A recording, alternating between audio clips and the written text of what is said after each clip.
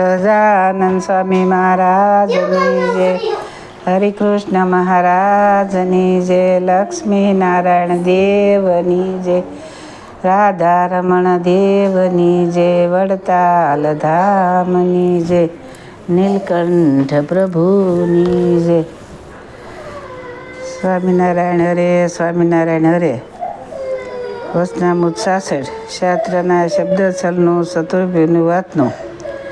સંવત 1876 ફાગણ વદી અમાસને દિવસ સ્વામી શ્રી સહજાનંદજી મહારાજ શ્રી ગઢડા મધ્યે દાદા કાસરના દરબારમાં ઉગમણે દ્વાર ઓરડાની વસરીએ ઢોલિયા ઉપર બિરાજમાન હતા અને કાળા શેડાનો ખેસ પહેર્યો હતો ને ધોળી પછેડી ઓઢી હતી ને માથે ધોળો ફેટો બાંધ્યો હતો ને પોતાના મુખારવિંદની આગળ મુનિ તથા દેશ દેશના હરિભક્તની સભા ભરાઈને બેઠી હતી. પછી શ્રીજી મહારાજ બોલ્યા છે, શ્રીમદ ભાગવતને વિશે વાસુદેવ, શકર્ષણ, પદુમન અને અનિરુદ્ધ એ ચતુર્વ્યની જે વાર્તા છે તે કોઈ ઠેકાણે એને સગુણ કરી કહે છે અને કોઈ ઠેકાણે એને નિર્ગુણ કરી કહે છે.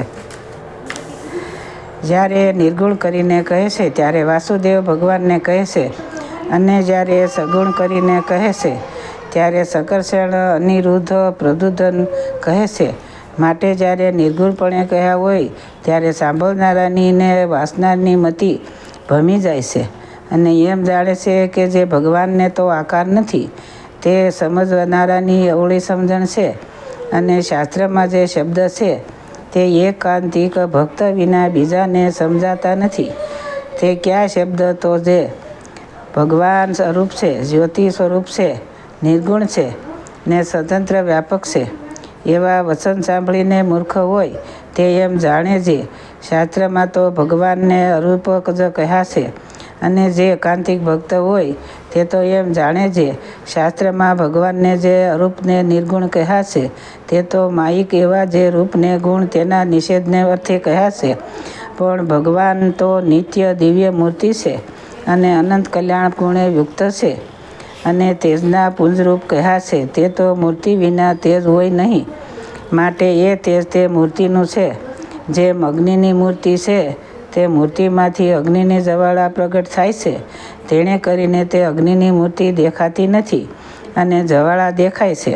પણ સમજવું હોય તે એમ જાણે છે અગ્નિની મૂર્તિમાંથી જ્વાળા નીકળે છે તેમજ વરુણની મૂર્તિમાંથી જળ પ્રગટ થાય છે ને જળ દેખાય છે અને વરુણની મૂર્તિ દેખાતી નથી. પણ સમજવું હોય તે એમ જાણે છે વરુણની મૂર્તિમાંથી સર્વે જળ છે. તેમ બ્રહ્મસત્તા રૂપ જે કોટી સૂર્ય જેવો પ્રકાશ છે તે પુરુષોત્તમ ભગવાનની મૂર્તિનો પ્રકાશ છે. અને શાસ્ત્રમાં એવા વચન હોય છે જેમ કાંટે કરીને કાંટો કાઢીને પછી બેયનો ત્યાગ કરે તેમ ભગવાન પૃથ્વીની ભાર ઉતારવાને કાજે દેહને ધરે છે. તે ભાર ઉતારીને દેહનો ત્યાગ કરે છે.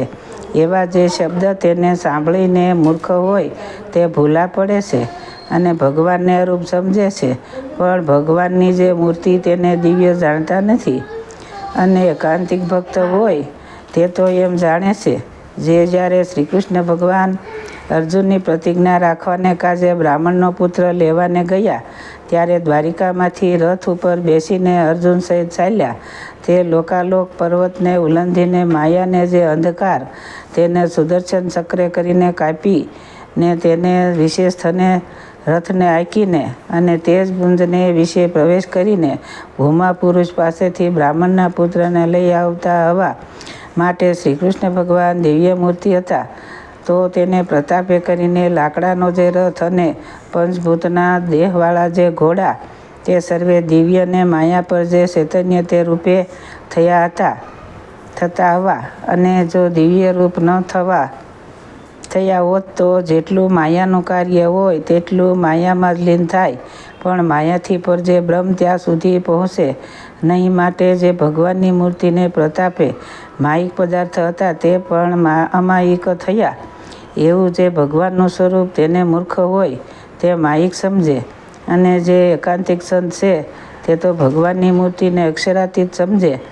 અને મૂર્તિમાન એવા જે પુરુષોત્તમ ભગવાન, તેને બ્રહ્મરૂપ જે અનંત કોટી મુક્ત અને અક્ષરધામ્ય સર્વેના આત્મા જાણે છે. માટે કોઈ ગમે તેવા શાસ્ત્ર વંચાતા હોય અને તેમાં ભગવાનનું નિર્ગુણપણે કરીને પ્રતિપાદન આવે તે ઠેકાણે એમ જાણવું જે એ ભગવાનની મૂર્તિનો મહિમા કહ્યો છે, પણ ભગવાન તો સદા મૂર્તિમાન જ છે. એવી રીતે જે સમજે એને એકાંતિક ભક્ત કહીએ. ઇતિ વચનામૃત ગરડા પ્રથમનું 66 જે તે થયું. સ્વામિનારાયણ હરે, સ્વામિનારાયણ હરે. વચનામૃત 67 સપ્તપુરુષના ગુણ આવ્યાનું. સંવંત 1876ના ચૈત્ર સુધી 7મને દિવસ સ્વામી શ્રી સહજાનંદજી મહારાજ શ્રી ગરડા મધ્યે દાદા ખાસરના દરબારમાં મુનિને ઉતારે બિરાજમાન હતા અને સર્વશ્રેષ્ઠ વસ્ત્ર ધારણ કર્યા હતા ને પોતાના મુખારવિંદની આગળ મુનિ તથા દેશ દેશના હરિભક્તની સભા ભરાઈને બેઠી હતી. પછી શ્રીજી મહારાજે મુનિ પ્રત્યે પ્રશ્ન પૂછ્યો છે, કોઈ સત્પુરુષ છે તેને તો આ લોકના સુખમાં તો પ્રીતિ જ નથી, અને પરલોક જે ભગવાનનું ધામ તથા ભગવાનની મૂર્તિ તેને વિશે વાસના છે, અને જે તેનો સંગ કરે તેનું પણ એવી જ જાતનું હિત કરે છે. જે આ મારો સંગી છે તેને આ સંસારની વાસના તૂટી જાય ને ભગવાનને વિશે પ્રીતિ થાય તો ઘણું સારું. અને જેટલું કાંઈ જતન કરે તે સર્વે દેહને મૂકીને ભગવાનના ધામમાં ગયા કેડે સુખ આપે એવું જ કરે, પણ દેહના સુખને અર્થે તો કોઈ ક્રિયા કરે જ નહીં. એવા જે સત્યપુરુષ હોય તેના સરખા જે ગુણ તે મુમુક્ષને વિશે કેમ સમજે તો આવે ને કેમ સમજે તો ન આવે, એ પ્રશ્ન છે. પછી મુક્તાનંદ સ્વામીએ કહ્યું છે, જેને આ લોકના સુખમાં ઈચ્છા નથી એવા સત્પુરુષ છે તેને વિશે દેવની બુદ્ધિ રાખે અને જે વચન કહે તે સત્ય માને અને તે પ્રમાણે વર્તે તો એ સત્પુરુષના ગુણ હોય તે મુમુક્ષમાં આવે અને જે એવો ન હોય તેમાં ન આવે. પછી શ્રીજી મહારાજ બોલ્યા છે, ઉત્તર તો ખરો, પણ આમ સમજે તો મોટા સત્પુરુષ ગુણ મુમુક્ષમાં આવે છે ને સમજ્યાની રીત કહીએ તે સાંભળ્યો. જે પુરુષને પરમેશ્વર વિનાની બીજે ક્યાંય પ્રીતિ ન હોય તેનો અમે એમ ગુણ ગ્રહણ કરે છે.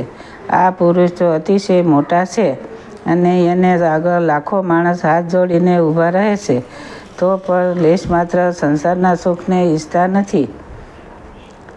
અને હું તો અતિશય પામર છું, જે કેવળ સંસારના સુખમાં આસક્ત થઈ રહ્યો છું અને પરમેશ્વરની વાતમાં તો લેશ માત્ર સમજતો જ નથી, માટે મને વિધિકાર છે. એવી રીતે અનુતાપ કરે અને મોટા પુરુષનો ગુણ ગ્રહણ કરે અને પોતાના અવગુણ ગ્રહણ કરીને અનુતાપ કરે.